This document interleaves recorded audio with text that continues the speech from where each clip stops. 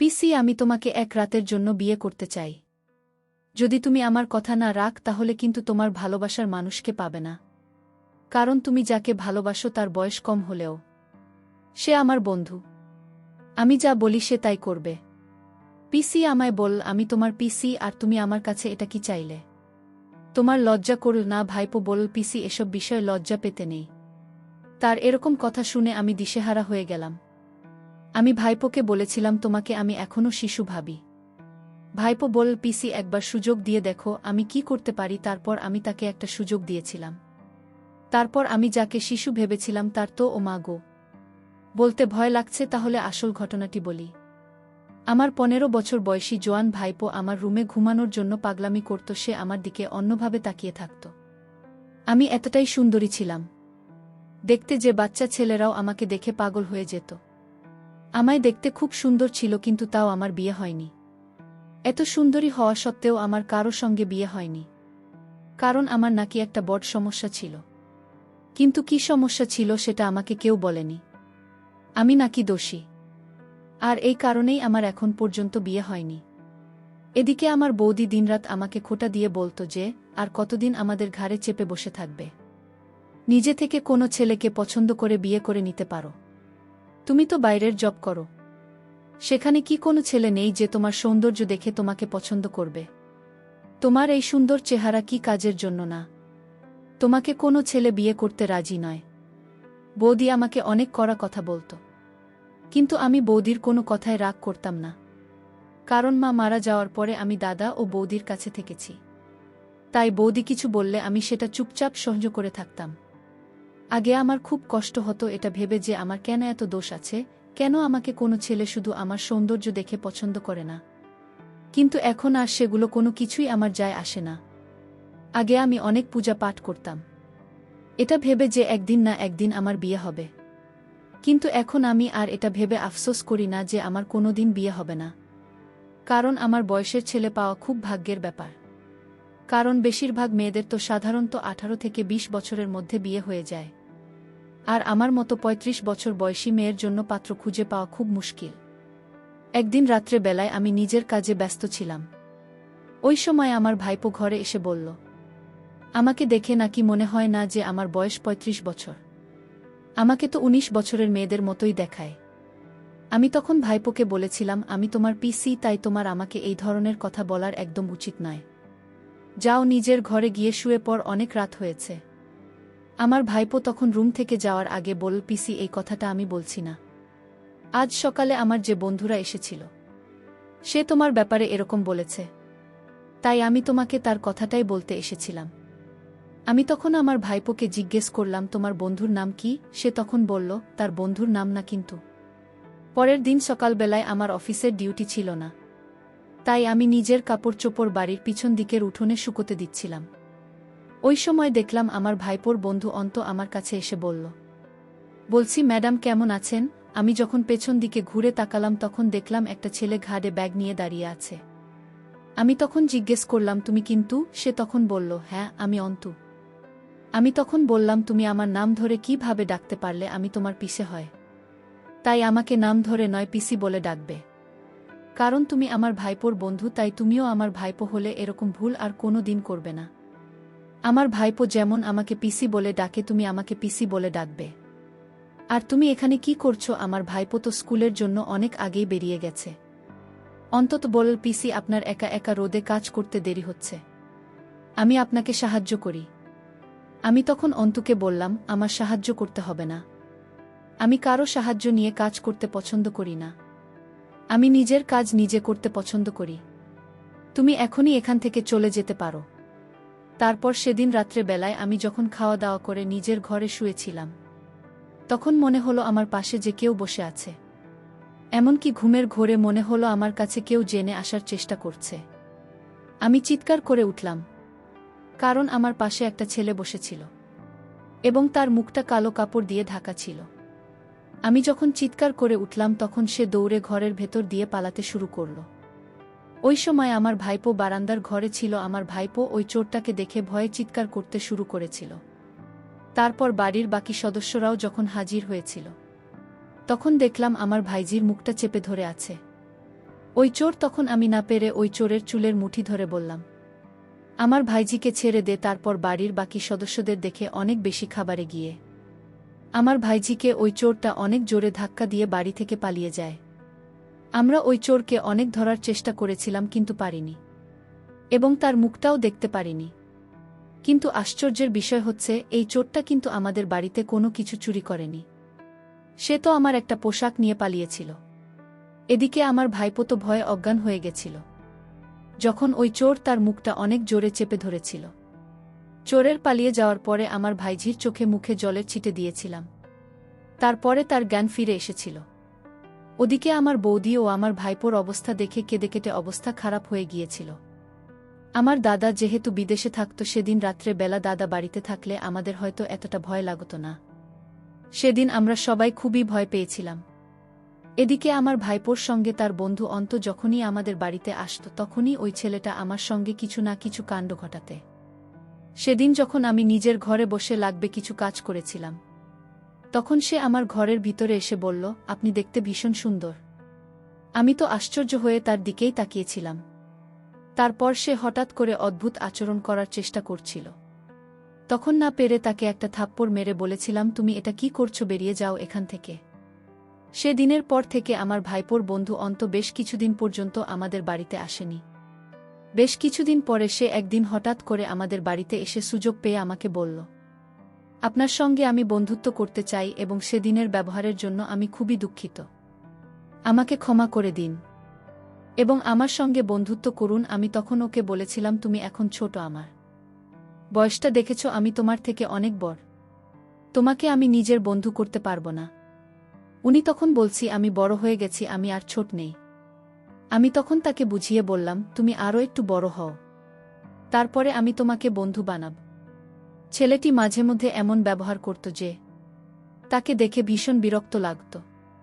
একদিন বৌদি আমার ভাইপোকে বলল, তুই অন্তর সঙ্গে একদম চলাফেরা করবি না, ওই ছেলেটাকে আমার মোটেই ভাল লাগে না, সঙ্গদোষে দুইও খারাপ হয়ে যাবে, তাই ওই ছেলেটাকে আর আমাদের বাড়িতে নিয়ে আসবি না। আমার ভাইপো কিন্তু খুব ভদ্র এবং সহজ সরল ছিল, কিন্তু তার বন্ধু মোটেই সহজ সরল ছিল না। সে যেহেতু বাইরে থেকে এসেছিল এই শহরে পড়াশোনা করার জন্য, তাই সে পেইং গেস্ট থাকত এবং মাঝে মধ্যে কোনো না কোনো বাহানা আমাদের বাড়িতে এসে হাজির হতো। আমার ভাইপো বুঝতে পেরেছিল যে ওই ছেলেটিকে সে নিজের বাড়িতে নিয়ে এসে অনেক বড় ভুল করেছে, কারণ সে তো প্রায় দিনই আমাদের বাড়িতে এসে হাজির হয়ে যেত। আমার খুব আশ্চর্য লাগে যে 12 বছরের ছেলে কিভাবে আমাদের মতো বয়সী মেয়েদের উপরে নজর দিতে পারে। এদিকে আমার বৌদি উঠতে বসতে সব সময় কিছু না কিছু কথা নিয়ে আমাকে কথা শোনাতে।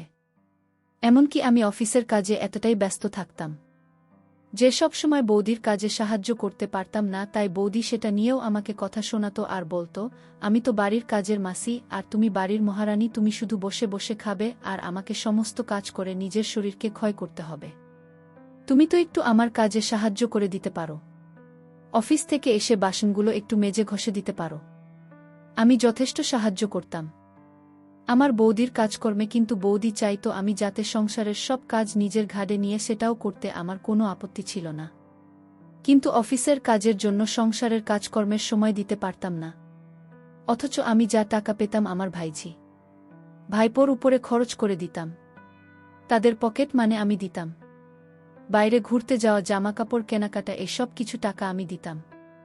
একদিন অন্তত আমাদের বাড়িতে যখন এসেছিল, তখন আমরা সবাই তাকে দেখে অনেক এসেছিলাম, কারণ সে এমনভাবে সেজেগুজে এসেছিল তাকে জোকারের মতো দেখাচ্ছিল। আসলে আমার সামনে নিজেকে বড় দেখানোর জন্য বড়দের জামাকাপড় পরে এসেছিল। আমি যেদিন তাকে বলেছিলাম যে তুমি এখন ছোট, তুমি বড় হও, তারপরে আমি তোমার সঙ্গে বন্ধুত্ব করব, সে দিনের পর থেকে ওই ছেলেটি আমার সামনে নিজেকে বড় প্রমাণিত করার জন্য উদ্ভুত কাণ্ড করত। সেদিন তার সাজ পোশাক দেখে আমরা খুব হেসেছিলাম। সেদিন অন্তত লজ্জা পেয়ে আমাদের বাড়িতে চুপচাপ চলে গিয়েছিল। এমনকি সে নিজের পার্সোনাল ডায়েরি এটাও ভুলে আমাদের বাড়িতে রেখে দিয়ে চলে গেছিল। তার চলে যাওয়ার পরে আমি তার ডায়েরিটাকে উঠে দেখেছিলাম, ভেবেছিলাম অফিস যাওয়ার পথে তাকে দিয়ে দেব। আমি যখন বুঝতে পেরেছিলাম ওই ছেলেটি আমার সামনে নিজেকে বড় প্রমাণিত করার চেষ্টা করছে, তাই সেদিন তাকে ডাইনি দেওয়ার নাম করে তার ঘরে গিয়ে তাকে অনেক বোঝানোর চেষ্টা করেছিলাম। তাকে আমার সামনে বড় দেখানোর কোনো প্রয়োজন নেই। তার যদি কখনো আমার সঙ্গে মন খুলে কথা বলার ইচ্ছে করে, তাহলে সে আমাকে নিজের মনের কথা বলতে পারবে। আমি তার পিসি হওয়ার সঙ্গে সঙ্গে একজন ভালো বন্ধু হব। ওই কথা শুনে উনি খুব খুশি হয়েছিল এবং সে বলেছিল, পিসি তুমি খুব সুন্দর করে আমাকে বুঝিয়ে বললে। তোমার কথা শুনে আমার মনটা খুব হালকা হয়েছে পিসি। তুমি যদি আমার কথায় কিছু খারাপ মনে না কর, তাহলে আমি কি তোমার সঙ্গে একটা ছবি নিতে পারি? ভেবেছিলাম একটা সেলফি নিয়ে ছেলেটা যদি খুশি থাকে তাহলে তাকে একটা ছবি তুলতে দিই। আমি তো স্বপ্নেও ভাবতে পারিনি যে ওই ছেলেটির মনে আমার প্রতি এত নোংরা চিন্তাভাবনা ছিল। এবং সে যখন আমাদের বাড়িতে আসতো তখন আমার দিকে ঘুরে ঘুরে তাকাত। এমনকি বাড়িতে তো আমার ভাইপো থাকত এবং সে ওজন হয়ে উঠেছিল। কিন্তু ও তো আমার ভাইজির দিকে তাকাত না। ওর নজর তো আমার দিকেই থাকত। ডায়েরিটা দিয়ে আমি যখন বাড়ি ফিরে এসেছিলাম, তখন বৌদি আমাকে বলেছিল, তোমার তো আজকে অফিস ছুটি আছে, তাহলে তুমি বাইরে কোথায় গিয়েছিলে? বাড়িতে থেকে তো আমার কাজ একটু সাহায্য করে দিতে পারো। আমি তখন মাথা নিচু করে চুপচাপ নিজের ঘরে চলে এসেছিলাম। আমি আর বৌদিকে এটা বলিনি যে আমি অন্তত ঘরে গিয়েছিলাম তার ডায়েরিটা ফেরত দিতে। পরের দিন সকালবেলা আমি যখন অফিস যাওয়ার জন্য তৈরি হয়েছিলাম, তখন বৌদি ঘরে এসে হঠাৎ করে আমার গালে একটা থাপ্পড় মেরে বলেছিল, আমাদের কি এই দিনটা দেখার বাকি ছিল? এখন এই বয়সে তুমি একটা বাচ্চা ছেলের সঙ্গে প্রেম করতে শুরু করলে। তোমার লজ্জা করে না? তুমি ওর মায়ের বয়সী। তুমি আমাদের মান সম্মান সবকিছু শেষ করে দিয়েছ। তোমার দাদা বাড়ি ফিরে আসলে বলবো তোমাকে যাতে এই বাড়ি থেকে বের করে দেওয়া হয়, না হলে তোমার জন্য আমার ছেলে মেয়েদের ভবিষ্যৎ নষ্ট হবে। বৌদির কথা শুনে আমার তো পায়ের তলা থেকে মাটি সরে যাওয়ার মতো অবস্থা হয়েছিল। সে কি বলতে চাইছিল আমি কিছুই বুঝতে পারিনি। যাই হোক, আমি আসলে নিজের অজান্তেই অন্যকে ভালোবাসতে শুরু করলাম। কিন্তু এর মধ্যে অন্তত অনেক দিন যাবত আমার সঙ্গে দেখা করে না। তারপর আমার ভাইপোকে জিজ্ঞেস করলাম, তোমার বন্ধু অন্তত এখন আর দেখি না, সে স্কুলে আসে না। ভাইপো বলল, পিসি সে আর আসবে না। আমি যদি বলি তাহলে সে আসবে। তাহলে তুমি বলো আসতে। ভাইপো বলল, তাহলে পিসি আমার একটা কথা ছিল, তুমি যদি রাখ তাহলে আমার বন্ধুকে আমি নিয়ে আসতে পারি। আমি বললাম, বলো তোমার কি কথা? সে বলল, পিসি আমি তোমাকে যে কথাটা বলব সেটা কাউকে বলা যাবে না।